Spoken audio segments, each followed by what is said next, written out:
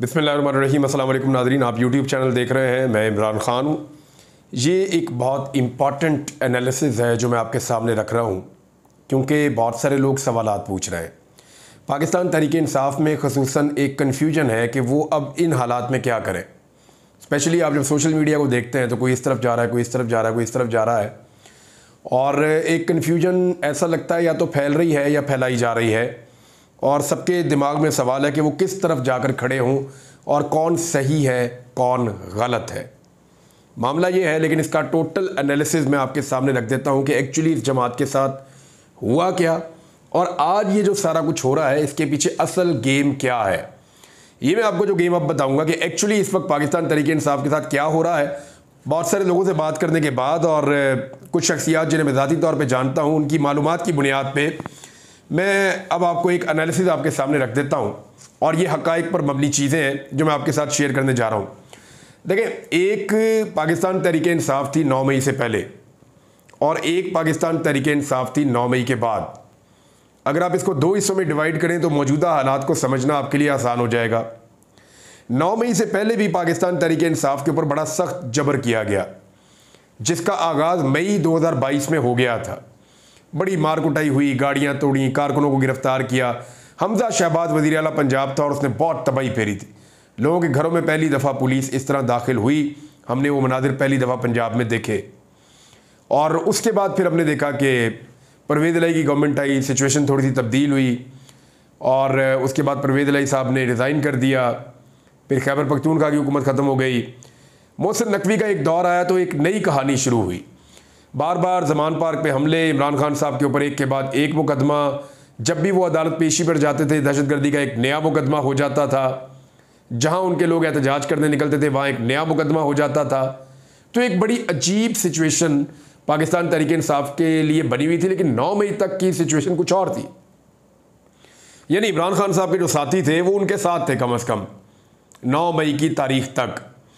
9 मई के बाद जब एक नई सूरत हाल बन गई, इमरान खान साहब को सुबह सुबह गिरफ्तार किया गया, जो गैर कानूनी गिरफ्तारी थी। बाद में अदालत ने खुद हुक्म दिया, और जिस तरह से उनको गिरफ्तार किया गया और उसके बाद जो कुछ पूरे मुल्क में हुआ, इसने पाकिस्तान की सारी जो सियासी सूरत हाल है उसको तब्दील कर दिया। अब पाकिस्तान तहरीक-ए-इंसाफ़ के ऊपर एक यलगार शुरू होती है, और ख़ास तौर पर टारगेट किया जाता है इमरान खान साहब के जो बहुत करीबी साथी हैं, जो बहुत उनके क्लोज़ हैं, या जो पार्टी के अंदर फैसला कुन चीज़ों के अंदर शामिल रहते हैं, या जिनके पास ये सलाहियत है कि वो मशवरे देते हैं इमरान खान साहब को, या पॉलिसी में उनका हिस्सा होता है। वो सारे इसकी लपेट में आए और उनके ऊपर अटैक कर दिया गया, और हालात को इतना सख्त किया गया उन लोगों के ऊपर कि उनमें से बहुत सारे लोग टूट गए और अलहदा हो गए, या मजबूर हो गए अलहदा होने पर। और ये सारा कुछ मैं आपको बता रहा हूँ बाई चॉइस नहीं था। अगर बाई चॉइस होता वो लोग पहले छोड़ जाते।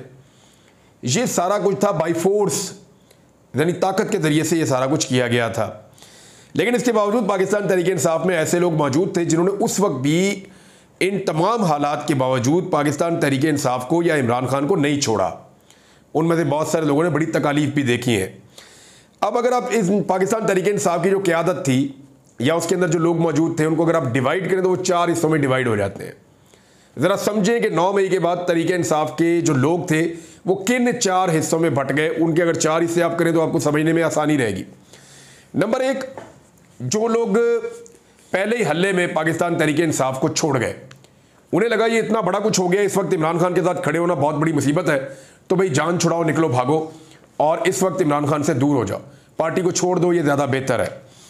जो लोग पहले ही हल्ले में छोड़ गए उनमें असद उमर थे, उनके अंदर फवाद चौधरी थे, उनके अंदर थोड़ी बहुत सख्ती हुई, इमरान इस्माइल साहब थे, मुराद राज थे, अंदलीब अब्बास साहिबा थी, और बहुत सारे ऐसे लोग हैं जो छोड़ गए। अली जैदी साहब भी हैं, कुछ थोड़ा सा गिरफ्तार भी हुए, लेकिन ये लोग शुरू में इमरान खान साहब को छोड़ गए, और इन्होंने कोई उतनी सख्तियाँ बर्दाश्त नहीं की। हाँ, ये ज़रूर है कि इनके ऊपर मुकदमात हुए, और वो मुकदमात अभी तक रखे हुए हैं, ताकि जब भी कभी ये लोग अपने वादे से मुकरने लगे तो उन मुकदमात की बुनियाद पर इनके खिलाफ कार्रवाई की जा सके, और कार्रवाई हुई भी। ज़्यादा कि फवाद चौधरी दोबारा गिरफ्तार हुए, ज़्यादा कि कुछ और लोगों के ऊपर भी सख्तियाँ आई, तो मुकदमात एक दिन में तो ख़त्म हो नहीं जाते। दूसरे तरह के जो लोग हैं, यानी जो पहले तरह के लोग हैं ना, इनको जो छोड़ गए थे, इनको आप 2 हिस्सों में डिवाइड कर लें। एक जो छोड़ गए थे वो लोग हैं जिन्होंने छोड़ने के बाद सियासत नहीं की या इलेक्शन नहीं लड़ा। जैसे कि इलेक्शन नहीं लड़ा तो अली जैदी ने नहीं लड़ा, इमरान इस्माइल ने नहीं लड़ा, असद उमर ने नहीं लड़ा, फवाद चौधरी ने, दिलीप अब्बास ने, बाकी और लोगों ने, कई बेशुमार लोग हैं, इन्होंने इलेक्शन नहीं लड़ा। अच्छा, इनका किसी और पार्टी को ज्वाइन ना कर पाना या इलेक्शन ना लड़ना इस वजह से भी था कि इनको आइडिया था कि अगर ये पाकिस्तान तहरीक इंसाफ से निकल कर जाएंगे तो या तो ये इस बात पे कायल थे कि इनका दिल नहीं मान रहा था, या इनको पता था कि इससे कोई फ़ायदा नहीं होगा, क्योंकि जहांगीर तरीन तो खुद इलेक्शन हार गए हैं जिनकी पार्टी में इनको ठूसा जा रहा था। तो एक तो वो हैं जो इलेक्शन में गए ही नहीं, दूसरे वो हैं जिन्होंने सियासत भी की और इलेक्शन भी लड़ा। मिसाल के तौर पर परवेज़ खटक साहब, इन्होंने पार्टी को छोड़ा पहले हल्ले में, ये भी छोड़ने वालों में शामिल थे। परवेज़ खटक, महमूद खान पार्टी छोड़ दी, इलेक्शन भी लड़ा दोनों ने। फिरदौस आशिक अवान, ये रावलपिंडी वाले चौहान साहब, इस तरह के बहुत सारे लोग हैं जिन्होंने इमरान खान साहब की शदीद मुखालफत की, पार्टी को ना सिर्फ छोड़ा बल्कि नए प्लेटफॉर्म पे जाके इलेक्शन भी लड़ा और अपनी सियासत भी की। तो छोड़ जाने वालों में ये दो हिस्से हैं। दूसरी जो कैटेगरी थी वो लोग जो पकड़े गए, ये जो लोग पकड़े गए ना, इनके भी तीन हिस्से। नंबर एक वो लोग हैं जिनको पुलिस ने पकड़ लिया 9 मई में या दीगर मुकदमात में। इनमें से बेशतर जो हैं वो अपनी जमानतें करवा के या बाइज्जत बरी होकर बाहर आ गए, और बहुत सारे अभी भी जेलों में बंद हैं, जिनमें जो अहम नाम है वो महमूद रशीद साहब हैं, एजाज चौधरी साहब हैं, उमर चीमा साहब हैं, यास्मीन राशिद साहिबा हैं, आलिया हमजा, सलम जावेद और बहुत सारे ऐसे लोग हैं जो अभी भी जेलों के अंदर बंद हैं 9 मई के मुकदमात में। ये वो लोग हैं जो पकड़े गए थे, और ये हज़ारों की तादाद में थे, बहुत बड़ी तादाद में ये लोग पकड़े गए थे। और दूसरे वो लोग हैं जो मिलिट्री कस्टडी में हैं, जिनमें एक अहम नाम इमरान खान साहब के भांजे हसन न्याजी उनका है, फिर मियाँ आबाद फारूक हैं और बहुत सारे लोग हैं, ये अभी भी मिलिट्री कस्टडी में है। इन लोगों का जो मामला है वो सुप्रीम कोर्ट ऑफ पाकिस्तान में पेंडिंग है।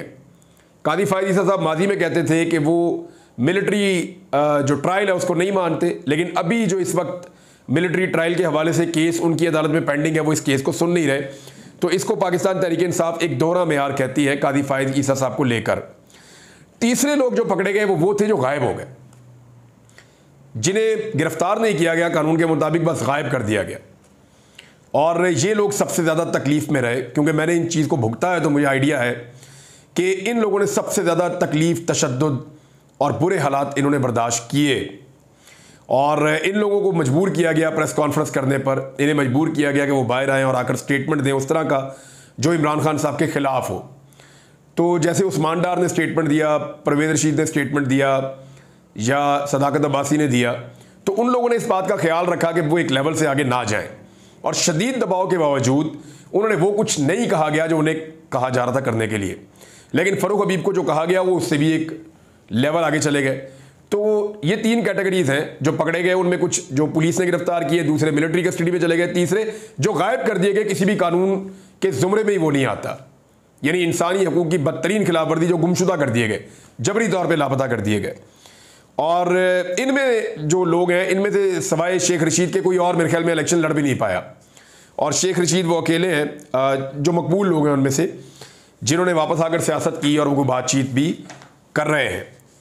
अच्छा, अब पकड़े जाने वालों के अलावा एक कैटेगरी और थी, ये वो लोग हैं जो रूपोश हो गए थे, जो खुद से गायब हो गए थे और उन्होंने अपने आप को छुपा लिया था। वो सियासत तो अपनी कर रहे थे सोशल मीडिया के ज़रिए से, अपने इलाकों में राब्तों के ज़रिए से, व्हाट्सएप के ज़रिए से, जैसे भी सहाफ़ियों से भी रब्ता करते थे, लेकिन वो सामने नहीं आते थे। अब इनमें मुराद सईद हैं, मियाँ असलम इकबाल हैं, हमाद अज़हर हैं, अली अमीन गंडापुर, आज़म सवाती, ये सारे लोग और बेशुमार सैकड़ों हज़ारों लोग जो हैं वो रूपोश हो गए, गायब हो गए। नीचे MPS से लेकर, नाजिम से लेकर, या काउंसलर लेवल के लोगों से लेकर ऊपर तक के लेवल के लोग रूपोश हो गए और गायब हो गए। और ये बहुत बड़ी तादाद में, इनमें से कुछ लोग सामने आ गए, जैसे अली अमीन गंडापुर वज़ीर आला बन गए, कुछ लोगों ने इलेक्शन लड़ा, इलेक्शन जीता, सामने आ गए, कुछ लोग अभी तक सामने नहीं आ पा रहे, जैसे कि मुराद सईद हैं, मियाँ असलम इकबाल हैं, हमाद अज़हर हैं, और बहुत सारे लोग हैं जो अभी तक सामने आ नहीं पा रहे। अच्छा, जो लोग चौथी कैटेगरी है ना इनमें, जो पाकिस्तान तहरीक इंसाफ के लोग हैं, देखें 3 मैंने आपको बता दी। एक वो जिन्होंने पहले हल्ले में दबाव पे सियासत छोड़ दी या इमरान खान को छोड़ दिया, दूसरे वो जो पकड़े गए, और जो पकड़े गए वो भी 3 तरह पकड़े गए, मैंने आपको बता दिया, और तीसरे वो जो रूपोश हो गए, और चौथी एक ऐसी किस्म है जिनको शायद पाकिस्तान के सिस्टम को, निज़ाम को, हुकूमत को ऐसा लगा कि ये कुछ नहीं उखाड़ सकते, या ये कुछ नहीं बिगाड़ सकते। तो ये लोग जो है ये भी मोहतात हो गए और इन लोगों ने कुछ अर्सा खामोशी इख्तियार की, लेकिन थोड़ी थोड़ी सियासत करते रहे। और कुछ नए लोगों को जो पार्टी में पहले इतना मूव नहीं करते थे, उन्हें मौका मिला अपने आप को मनवाने का। तो बहुत सारे ऐसे नए चेहरे सामने आ गए जिन्होंने इस मौके से फ़ायदा उठाया और पार्टी में अपनी जगह बना ली। अब वो इमरान खान साहब से मुलाकातें भी करते थे, उनके ऊपर भी केसेस वेसेस बने हैं, उन्होंने केसेस का सामना भी किया है, मुश्किलात का सामना भी किया है, टॉर्चर भी हुआ है, छोटे मोटे वाक़यात उनके साथ होते रहे हैं, लेकिन इन लोगों ने हिम्मत दिखाई। अब ये इतने मकबूल तो नहीं थे पार्टी में, लेकिन इन्होंने पार्टी संभाली और ये मकबूल हो गए। मिसाल के तौर पे बैरिस्टर गौहर है, मिसाल के तौर पे, हालांकि उमर यूब पहले भी बड़ी इन्होंने मार खाई है, पार्टी के लिए इन्होंने पहले भी कुर्बानियाँ दी हैं, लेकिन इन्होंने बड़ी जिम्मेदारी अपनी संभाली, इनके ऊपर बहुत सारे मुकदमे भी हैं। शेर अफजल मरवत, बड़ा नाम बनाया उन्होंने और बड़ी ज़बरदस्त तरीके से आके उन्होंने मुकाबला किया। और इसके अलावा जो है वो और बहुत सारे लोग हैं। रऊफ हसन साहब, उनके ऊपर एक अटैक भी हुआ, उनको ब्लेड लगा, उनको चोट लग गई। तो ये वो चौथी कैटेगरी के लोग हैं जिन्होंने आके पार्टी के अंदर अपनी जगह बना ली। अब हुआ ये कि जब पाकिस्तान तहरीक-ए-इंसाफ ने, सबको इस बात का आइडिया था, छोड़ के जाने वालों को खास तौर पे, कि 8 फरवरी 2024 को किसी सूरत भी पाकिस्तान तहरीक-ए-इंसाफ को वोट डालने के लिए वोटर नहीं निकलेगा। लेकिन वोटर इतनी बड़ी तादाद में निकला कि उसने पूरे मुल्क में एक इनकलाब बर्पा कर दिया। जो कुछ भी 8 फरवरी 2024 को हुआ, उसके बाद मुल्क जागना शुरू हो गया। अदलिया को अंदाजा हो गया कि अवाम कहां खड़ी है, उन्होंने कहा अपनी स्पेस रीगेन करते हैं। इदारों को समझ आ गई कि भाई पाकिस्तान तो खड़ा है आज भी इमरान खान के साथ। अब जो लोग पाकिस्तान तहरीक-ए-इंसाफ को छोड़ गए थे पहले हल्ले में, उन लोगों को ये प्रॉब्लम आया कि हमने तो तहरीक-ए-इंसाफ को छोड़ा था ये सोच कर के बात बनेगी नहीं, लेकिन यहाँ पे तो ये पॉलिटिकल पार्टी खड़ी भी हो गई, अवाम ने इनको बहुत ज़्यादा वोट भी डाल दिए और ऐसा लगता है कि ये पार्टी अब थोड़े अरसे के अंदर वापस अपनी चीज़ें रीगेन करना शुरू हो जाएगी, ऐसा दिखाई दे रहा है। देखें, ये जल्दी नहीं होगा, इट विल टेक टाइम, लेकिन ये होगा, ये मुझे आइडिया है। क्योंकि किसी भी पॉलिटिकल पार्टी को ऐसे ख़त्म नहीं किया जा सका जैसे पाकिस्तान तहरीक-ए-इंसाफ को ख़त्म करने की कोशिश की जा रही है। जो रियल पॉलिटिकल पार्टीज़ होती हैं, जिनके पीछे आवाम खड़ी होती है, वो ऐसे ख़त्म होती नहीं है। बहरहाल अब कोशिश ये है उन लोगों की कि वो वापस आए और अपनी स्पेस वापस लें पार्टी के अंदर। जो लोग नए आए हैं उन्हें लगता है कि जी अब हकदार नहीं है, क्योंकि हमने बड़ी कुर्बानी दे दी है, मुश्किल वक्त यहाँ पे मौजूद था और हम लोग यहाँ पे खड़े रहे हैं, लिहाजा अब ये हमारा हक है कि इस पार्टी का कंट्रोल हमारे पास हो। तो एक्चुअली जो मुझे समझ आ रही है ना, वो ये है कि लड़ाई पार्टी के ऊपर कंट्रोल की है। जो पुराने लोग पहले छोड़ गए थे, उन्हें लगता है कि पार्टी के ऊपर उनका कंट्रोल वापस आना चाहिए और उनके लिए जगह बननी चाहिए इस पार्टी में, उनके पास दूसरी कोई पॉलिटिकल चॉइस है नहीं। और अगर वो किसी और पॉलिटिकल पार्टी की तरफ जाते हैं तो किसी और पॉलिटिकल पार्टी में इतनी जान ही नहीं है और फ्यूचर भी पाकिस्तान तहरीक-ए-इंसाफ का नज़र आ रहा है, लिहाजा वो अपने आप को वापस पार्टी में लाना चाहते हैं। जो नए लोग हैं वो उनके आने से इसलिए डरते हैं कि वो वापस आएंगे तो वो अपनी पुरानी जगह लेने की कोशिश करेंगे, और जब वो पुरानी जगह लेने की कोशिश करेंगे तो किसी ना किसी को तो जगह खाली करनी पड़ेगी। तो नए लोगों के दिमाग में ये बात चल रही है। अब इस चक्कर में दोनों एक दूसरे के खिलाफ सफबंदी करके खड़े हैं और एक के बाद एक स्टेटमेंट थोड़ी थोड़ी देर के बाद आ जाता है। देखिए, कौन पार्टी में वापस आएगा और कौन नहीं आएगा, इसका फैसला तो इमरान खान साहब करेंगे, जो चेयरमैन है पाकिस्तान तहरीक-ए-इंसाफ के बानी। वजह यह है कि 4 कैटेगरीज तो मैंने आपको बताई बंदों की, लेकिन याद रखिएगा यहां पे हर आदमी का केस दूसरे आदमी से मुख्तलिफ है। बहुत मुमकिन है जिन लोगों को गायब किया गया है उनमें से कुछ को इमरान खान साहब ले लें और कुछ को ना लें, जो गिरफ्तार हुए हैं उनमें से किसी को ले लें और किसी को ना लें। हो सकता है कि एक आदमी के बारे में मेरी सोच कुछ और है, आपकी कुछ और है, किसी और की कुछ और है, और इमरान खान की उसके बारे में सोच बिल्कुल मुख्तलिफ हो। और जिन लोगों को पार्टी में वापस लेना है इमरान खान साहब ने, तो वो उसूल खाली ये नहीं होंगे कि वफादारी या कुछ और चीज़ें, उन्होंने ये भी देखना है कि आगे पॉलिटिक्स करनी है, अगर उनको हुकूमत मिलनी है तो उन्होंने हुकूमत चलानी है, लोगों की कैपेबिलिटी भी उन्होंने देखनी है। तो फ्यूचर क्या होगा किसी का सियासी पाकिस्तान तहरीक-ए-इंसाफ के साथ, तो जब तक इमरान खान साहब मौजूद हैं, अल्लाह ताला उन्हें ज़िंदगी दे, तो तब तक फैसला वही करेंगे।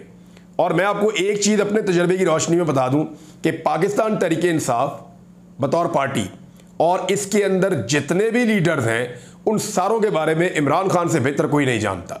मैं ज़ाती तजुर्बे की बुनियाद पे आपको इसलिए कह रहा हूं कि जिस बंदे के बारे में इमरान खान ने जो कहा ना, उस बंदे ने वही किया। यानी इन लोगों के बारे में हमारी इमरान खान साहब से बात होती थी, इन्हीं लीडर्स के बारे में होती थी, मैं नाम नहीं लूंगा, बहुत सारे लोगों के बारे में इमरान खान साहब को हम कहते थे ये ऐसे, वो कहते थे नहीं ये ऐसे है, और वो साबित हुआ कि जो इमरान खान साहब ने बात की अपनी पार्टी के लोगों के बारे में वही बात दुरुस्त साबित हुई। अब लोगों में कन्फ्यूजन है कि इनमें ठीक कौन है और गलत कौन है, तो मैं आपको बता देता हूं कि इमरान खान के साथ कौन खड़ा है और इस वक्त इमरान खान के खिलाफ कौन है। देखिए, इस वक्त जो भी शख्स पार्टी को इकट्ठा रखना चाहता है और पार्टी को इकट्ठा रखने की कोशिश करेगा, चाहे सोशल मीडिया पे, चाहे रेगुलर मीडिया पे, चाहे किसी और प्लेटफॉर्म पे या पार्टी के अंदर, जो शख्स भी इकट्ठा रखने की कोशिश करेगा वो इमरान खान का वफादार है इस वक्त। क्योंकि इमरान खान ने जो भी फैसला करना है पार्टी के जरिए से करना है, उसको आगे बढ़ाना है। और जो शख्स भी इस वक्त पार्टी को डिवाइड करने की कोशिश करेगा वो शख्स किसी और एजेंडे पे है और इमरान खान साहब को नुकसान पहुंचा रहा है। कुछ लोगों का ख्याल है कि इमरान खान की पार्टी इमरान खान को, या पार्टी के जो ओहदेदार हैं वो इमरान खान को जेल से बाहर निकालने के लिए कुछ कर सकते हैं। तो मैं बहुत क्लियरली आपको बताऊं कि कोई इमरान खान को पार्टी का ओहदेदार जेल से बाहर नहीं निकाल सकता। इमरान खान के जेल से बाहर आने के 4 ही तरीके हैं। नंबर 1, या तो वो डील कर दें, हुकूमत को तस्लीम करें, एस्टेब्लिशमेंट और हुकूमत के लिए रूम पैदा कर दें, जी ठीक है जी मुझे बाहर आने दें, आपको कुछ नहीं कहते। पहला तो तरीका ये है। दूसरा, अदालती अहकामात की रोशनी में इमरान खान साहब की रिहाई हो जाए और वो एक अदालती इनकलाब की सूरत में इंसाफ उनको मिले और वो बाहर आ जाए। तीसरा, आलमी सतह पे और मुल्क के अंदर जो है वो दबाव इतना बढ़ जाए कि हुकूमत को घुटने टेकने पड़ जाए और निज़ाम हार जाए इमरान खान से। और चौथी चीज़ एक ऐसी है कि पाकिस्तान में जो अब तक नहीं हुआ, एक तारीखी नौइयत का इतना बड़ा अवामी एहतजाज और तहरीक शुरू हो जाए जिसके नतीजे में इमरान खान को बाहर निकालना पड़ जाए। अब ये सारा कुछ जो भी होगा इसकी कॉल इमरान खान नहीं देनी है। ये जो पार्टी की लीडरशिप है ना, आप पुरानी ले नई ले कुछ कर ले, जब तक अडियाला जेल के अंदर बैठा हुआ शख्स फैसला नहीं करेगा तब तक उसके बाहर आने के लिए इन रस्तों में से कोई रास्ता भी नहीं खुलेगा। जो कॉल देनी है वो एक्चुअली इमरान खान साहब ने ही देनी है। और इमरान खान साहब के बाहर आने के अंदर मैं आपको बड़ा क्लियरली ये बताऊं कि लीडर्स से ज्यादा पब्लिक का और पब्लिक के प्रेशर का रोल होगा। याद रखिएगा। अब तक के लिए इतने, अपना ख्याल रखिएगा, अपने चैनल का भी। अल्लाह हाफ़िज़।